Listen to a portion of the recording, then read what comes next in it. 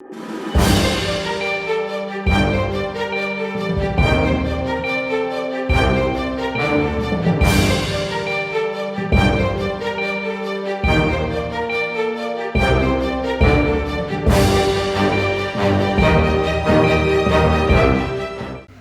et messieurs, bonjour et bienvenue dans ce mini-JT du mercredi 26 février 2025. Au sommet, Antonin Diassou rend hommage au ministre Tabi Yves Kouaro, décédé, et invite la population béninoise à participer aux hommages prévus le 1er mars à Parakou. Les détails dans ce 13h. Au Sénégal, le président Bassirou Diomaye Faye lance un plan ambitieux pour accélérer la transformation numérique du pays. Les précisions dans un instant. En sport, les Amazones du Bénin franchissent une étape historique en se qualifiant pour le second tour des éliminatoires de la CAN féminine 2026. Restez avec nous pour plus de détails.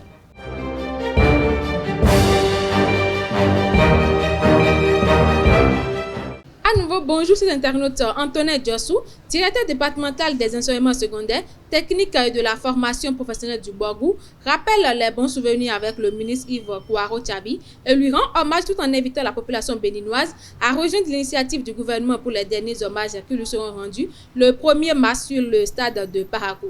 Il est avec Mouidine Lawani et Marcel Koti. Le ministre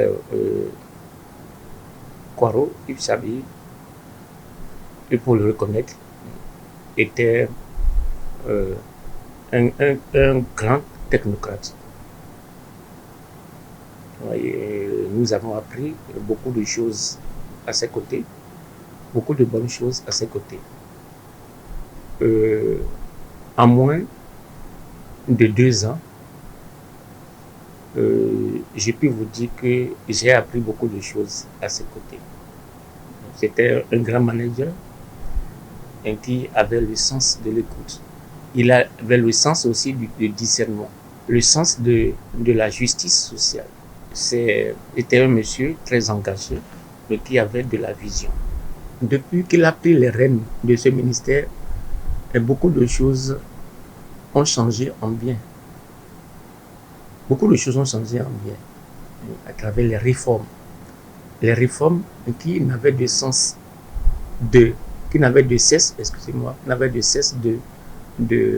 d'implémenter.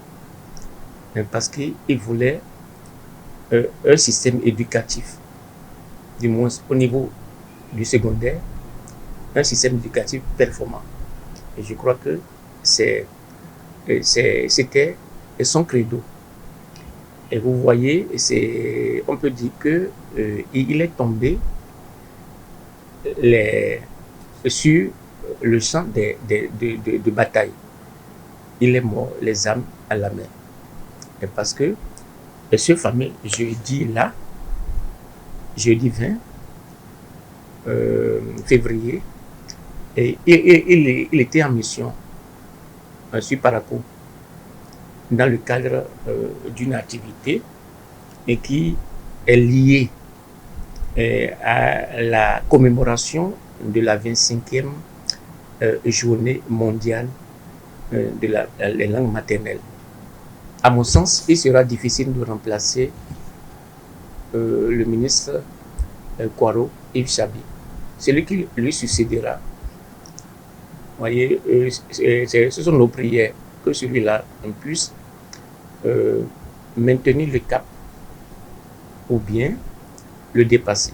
En ce moment, j'ai pu dire que tout le système éducatif béninois, en l'occurrence, le système éducatif de notre département est éprouvé parce que le ministre Yves Kouaro Tchabi était,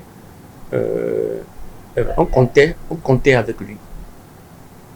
Le système comptait avec lui parce qu'il était un artisan de ce système-là et il ne ménageait pas ses efforts. La preuve, vous voyez, voilà. Mais il est tombé les armes à la main, comme je le disais. Donc, c'est un moment vraiment douloureux pour nous tous. Mais je voudrais appeler les uns et les autres à une union de prière pour que le miséricordieux puisse tenir compte de tous les biens que le ministre Kwaro Yves Chabi avait fait quand il était parmi nous pour l'accueillir dans son royaume. Le gouvernement se prépare à rendre un hommage mérité à ce digne fils, à l'Élysée disparu, samedi 1er 2025, au stade municipal de Parakou. Je voudrais inviter tout un chacun de nous à venir témoigner à ce monsieur, à venir rendre un grand hommage à ce monsieur, à s'associer à l'initiative du gouvernement, du président Patrice Talon, pour qu'un hommage digne du nom soit rendu à ce monsieur qui est parti. À partir de ce mardi 25 février, les occupants illégaux des espaces publics à Parakou seront soumis à la rigueur de la loi. Dans un communiqué, le maire exprime son indignation face à la persistance de ces occupations et annonce une libération totale et définitive des lieux. Il invite les contrevenants à se conformer à la réglementation sous peine de sanctions. Les 21 et 22 février 2025, Nati Tengo a vibré au rythme du festival Tiboyaka, mettant en valeur les traditions des peuples de la Takora Donga. Défilés, danses traditionnelles et démonstrations artistiques ont marqué cette 16e édition qui a réuni diverses communautés et figures politiques. L'événement a une fois de plus souligné l'importance de préserver le patrimoine culturel béninois. Faisons maintenant un tour dans le monde. Le président sénégalais Bassirou Diomaye Faye a lancé le 24 février le New Deal technologique, un plan visant à renforcer la souveraineté numérique, digitaliser l'administration et élargir l'accès à Internet. Inscrit dans l'agenda Sénégal Vision 2050, ce programme prévoit la dématérialisation de 90% des services publics d'ici 2034 et un investissement de plus de 1100 milliards de francs CFA. L'objectif est de faire du Sénégal l'un des 3 leaders africains du numérique en attirant des investisseurs et en développant des formations d'excellence. Lors des élections sénatoriales du 25 février au Tchad, le mouvement patriotique du salut MPS a obtenu 45 des 46 sièges en jeu selon l'Agence nationale des élections. Seul le Rassemblement national des démocrates tchadiens, le Réveil, décroche un siège tandis que des irrégularités sont dénoncées dans le sud du pays.